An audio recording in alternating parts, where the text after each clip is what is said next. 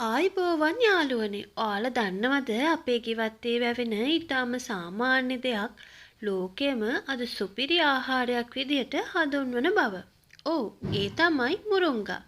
අද වීඩියෝවෙන් අපි කතා කරන්නේ සතියට දෙවරක් මුරුංගා කොළ ආහාරයට එකතු කර ගත්තොත් ඔයාගේ සිරුරේ සිදුවන ආශ්චර්යමත් වෙනස්කම් 5ක් ගැන.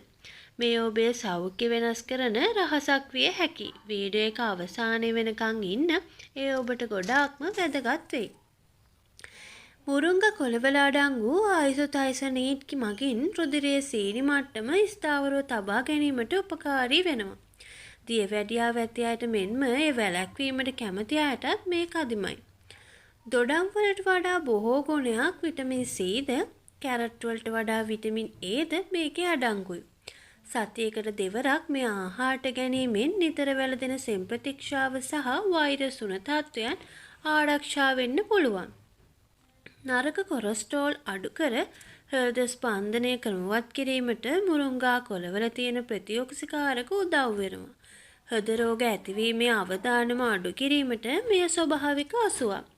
ඒ වගේම කැල්සියම් සහ පොස්පරස් බහුල බැවින් වයසට යාම සමග ඇතිවන අස්ථි දුර්වලතා සහ සන්ධි වේදනා අවම කිරීමට මුරුංගා කොළවලට හැකියාවක් තියෙනවා. බොහෝ දෙනෙක් පෙළෙන යකඩ ඌනතාවය සඳහා මුරුංගා කොළ යනු ඉහළම ගුණාත්මක භාවයන් තියෙන මූලාශ්‍රයක්. එමගින් ශරීරයේ ශක්තිය වැඩි කර වෙහෙසකර බව නැති කරනවා. දැන් අපි බලමු මේක ආහාරයට ගන්න ඕන ආකාරය සහ පූර්වාරක්ෂාවන්. පිසීමේ ක්‍රම. මැල්ලුම් සුප් වර්ගයක් ලෙස හෝ කොළ තම්බා යුෂ ලෙස අපිට ගන්න පුළුවන්. ඒ වගේම මේකත් මතක තියාගන්න වැඩි වේලාවක් අධික උෂ්ණත්වයේ පිසීමෙන් පෝෂණය අඩු විය හැකි බව අනිවාර්යයෙන්ම මතක තියාගන්න.